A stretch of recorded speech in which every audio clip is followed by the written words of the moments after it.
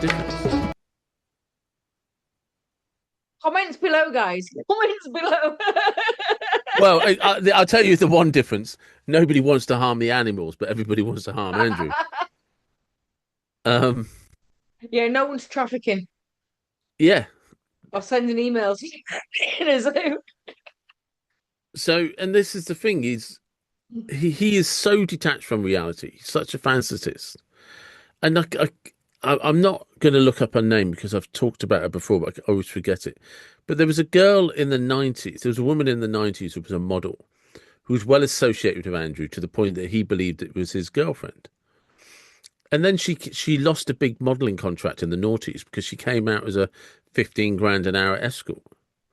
And everyone was like, well, maybe two and two might equal four here. And while he thought that maybe she was a girlfriend, maybe people were paying her to entertain him.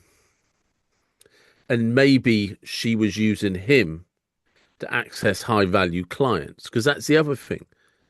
If you know that he isn't maybe loyal to his marriage vows, um, and or is so grandiose he just believes he's Allegedly. Yep. allegedly is drop dead gorgeous, he is also access to high paying clients.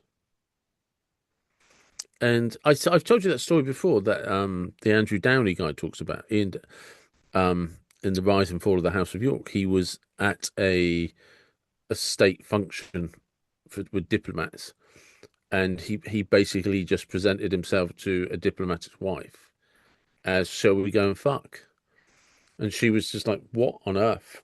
And he genuinely didn't understand what the issue was because he was just so used to women throwing themselves at him from his point of view. It's just like, you know, it's just for him, women giving him what he wants is like me expecting to be served at the self-service till in Tesco's. It's just, well, I turn up and scan the barcode and walk out with the products I've paid for. He just, that's how simple it was for him. Yeah. Yeah. I'm just getting images in my head of Jeffrey Epstein, the zookeeper, and everyone he was in contact with was one of the animals in the zoo. The analogy is kind of working. A lot of those, I sent you one the other day where somebody had was pointing out that Jeffrey Epstein was paid $25 million to advise somebody on the Department of Justice in the US, and they only got a 40 odd $1 million fine. And this bloke pointed out there was like 40 lawyer firms just in the state of California or wherever it was who specialize in this type of thing. So why did you use the services of Jeffrey Epstein and pay him 25 million? Because he obviously could pull some strings. And that's what he did. He was, the go-to guy. Fixer.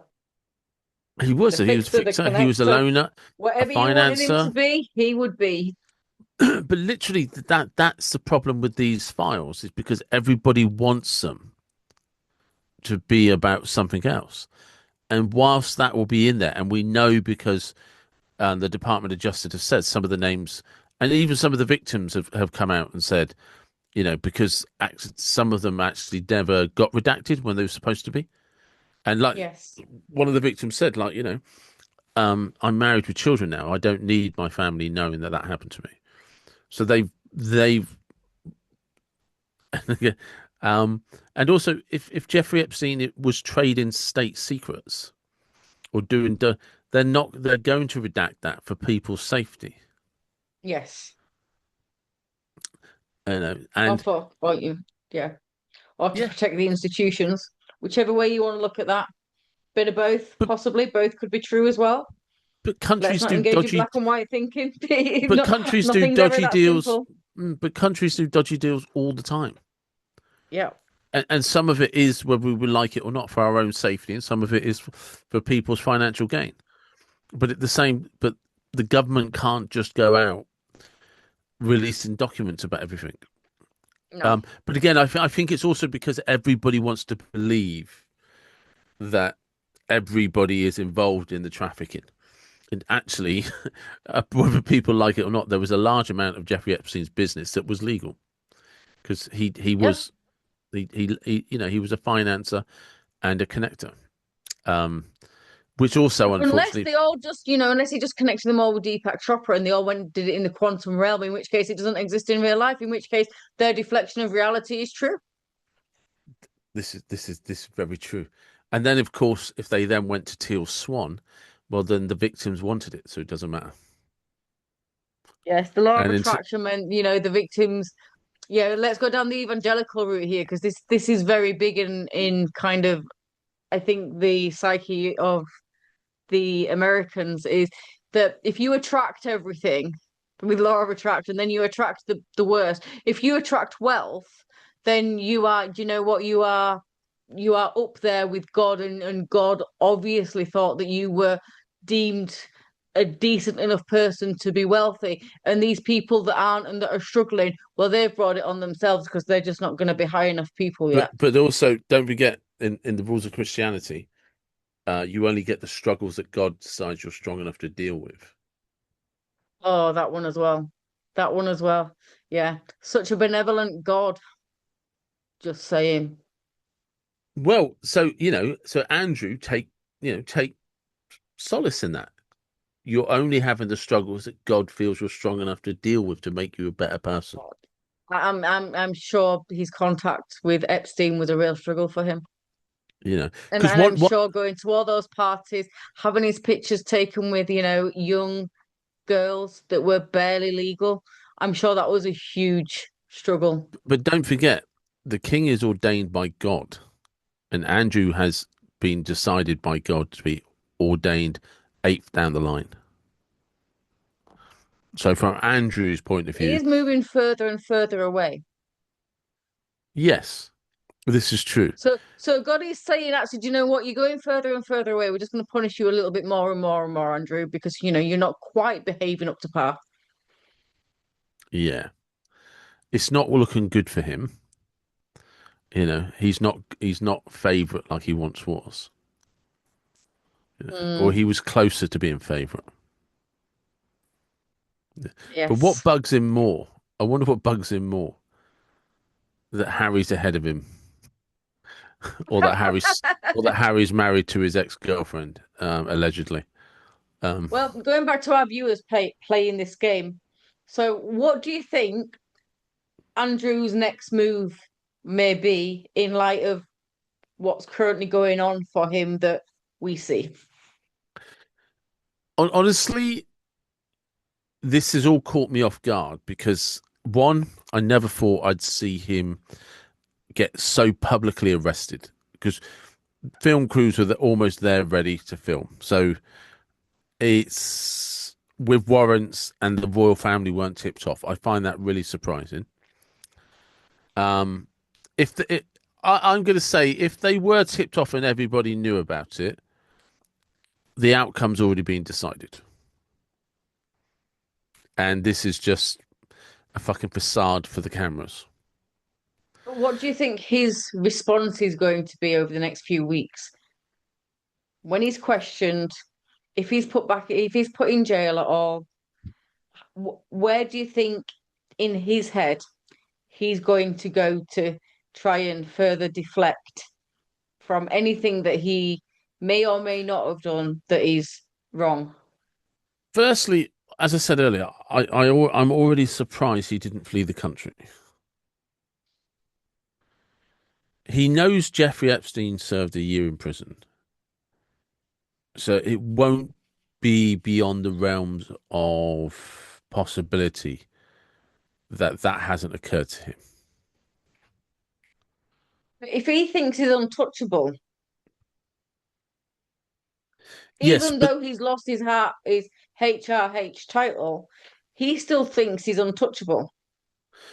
If but we go does by this particular narcissist description as we've just gone through.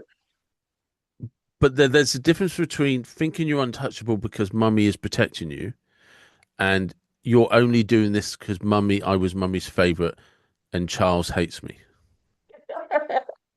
So that's where he's going to go. He's going to go and attack the king. That Yeah, maybe that's the next move. it will be Maybe you Charles or nailed it, William. David. He will. It will be blamed on Charles or William. Yeah, Charles made me do it. well, just you didn't protect me like mummy did because you've always hated me. Mm, yep. Your sons have always hated me. Because this is actually one of the things that happens, isn't it? Is with a family like this with so much wealth and influence and genuine in the UK at least and the Commonwealth genuine power, they don't get along. So as succession changes, you've got different dynamics. So Princess Anne, at least publicly, doesn't appear to be anybody's enemy. Rumors She never are has done. no, but there's the rumors are that Andrew knew Meghan before Harry did, and that Mm. Harry hit Prince Andrew or former Prince Andrew because he had slept with Meghan. Right? Oh, we're starting gossip, David. It is allegedly, right? Beatrice and Eugene allegedly were quite mean to Catherine when she was first on the scene, and William's never forgotten that. Ouch. So, the family And feud is well, is this is it. is And building. both Harry and Andrew, both Harry and William have never got on with Andrew because he's such a spoilt brat. So, do you think then, a bit like Queen Daenerys in Game of Thrones, Andrew is ready to burn it all down? He doesn't have that position. So, and what I was going to say is because here's another thing. So I said to you earlier about when when it was Prince Charles, he had the Duchy of Cornwall, Yeah. right? Plus his own personal finances. Plus he's the son of the Queen. When he Yes. became king, the Duchy of Cornwall was handed over to William, Yeah. and he now has all of the money, the rights. Andrew has always been dipping into everybody else's purses. So if it all, So basically, Andrew's parasitic prestige possibly is borrowing from his brother and now from William because well, no, they're the because only people William. who are potentially above him. So bearing in mind how hard Charles has worked, the king has worked to get him kicked out of the royal lodge, right? And what I mean is, if it all burnt down tomorrow, Williams is still the Duchy of Cornwall, Yeah. and he still owns a multi-million, well, easily an estate worth billions with Well, revenue. I was looking up what the royal family was worth. I think the king himself is only in the millions, 700 and something million it was.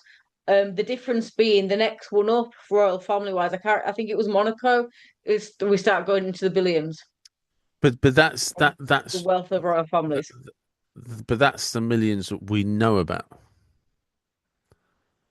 Because bearing in mind, like Buckingham Palace is public property.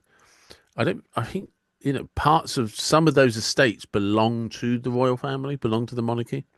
Yes, they do. I think Balmoral belonged to the Queen, if I remember rightly.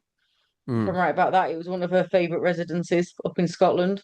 yeah. Um, and Sandringham is that publicly owned or is that privately owned? Well, because some of And these Windsor as cross over, well. don't they? Yeah. What properties? No.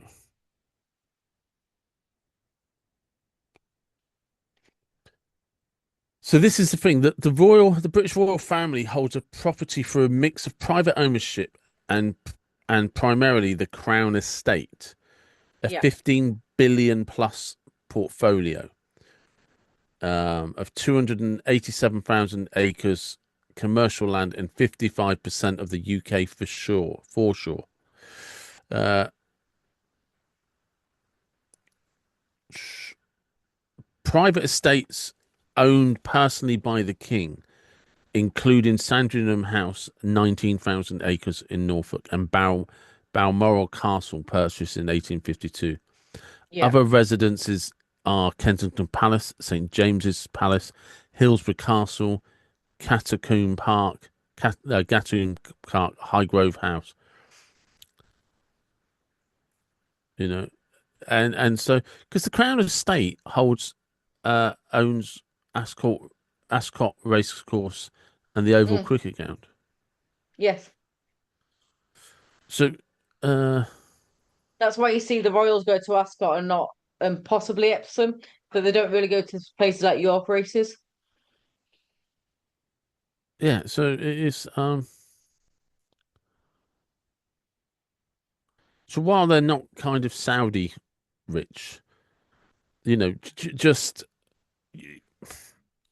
they'll be all right. Yeah, there's a big difference between our royal family being rich and the Saudi royal family being rich. As I Yeah, looked up today, I'm like, oh wow, it's that big a gap. It is quite a gap. but if it all burns down tomorrow, Charlie, as he'll be known, will he'll be all right. If he asks to lend you a tenner, we can probably give it back to you. You know, I, Just I so you don't know, see him. folks. But I don't see him knocking on his neighbour's door for a bowl of sugar. I'll Could give you you imagine back on that? Friday. Oh my God. If you're Could 50p you for the imagine meter that? for the lecky meter. Um, but yeah, so I don't I honestly I don't know what Andrew's going to do because I thought he would have fled the country. I honestly thought he'd have fled the country unless it's that thing. He's so narcissistic, so grandiose that he just doesn't think he's done anything wrong. So therefore, and Well, if if it he does, fits, and sorry, I was going to say, I think it goes back to it's because Mummy's not here anymore, and Charlie hates me. well, I think if he fits into this category that HG Tudor put together with all the things that we've kind of played the little game on, then yeah, you know, I think you've probably got a really strong point. But we'll see. I'm still listening to George K. Simon with his book. What book is it I'm listening to at the moment? It's his new one. Ah, I'll tell you in just a second. It is Character Disturbance. So at the moment, I am listening again to him break down the differences of character disturbance. Character disturbance is alluding to the narcissists and psychopaths, whereas character neuroticism is those with high anxiety problems. So you and I might be on a more neurotic scale, whereas them that are psychopathic, narcissistic would be more on there would be described as a disturbance, and what that Yeah, disturbance looks like can vary. So HG Tudor puts it in schools and cadres of upper lesser, middle range B, whatever else he says. Prince Andrew is on upper lesser type A. Whereas George K. Simon, who is a very well-renowned psychologist and well-studied in prisons and a PhD and all that kind of stuff, been around for a good probably 20, 30 years. He's the way that he breaks it down is probably just more reliable. But yeah, it's very interesting to listen to how these things are broken down and what it means for each different type of narcissist, each different type of psychopath, because I think we get into our heads initially, thanks to Hollywood and whatever we see on the internet nowadays, that it's kind of a fixed there's a fixed kind of stereotype of what this thing is. And actually, whilst they all share very common traits of, pure blind ignorance to emotions or other people's emotions, not their own, and everyone is pretty much an extension of what they want them to be, like, your right arm. This is my right arm, it'll do as I yeah. want. That's the way they treat the world. Um, other than that, there's a lots of nuances in how it can play out and just to the level that will play out, which is it's an interesting listen. But fuck, it's dark. It's really dark. It's really, really sinister. Yeah. But as you reminded me and pointed out to me recently, don't forget a lot of psychopaths, unlike what Hollywood said, are thick as two short planks. Yeah. And that's probably the other thing we haven't discussed.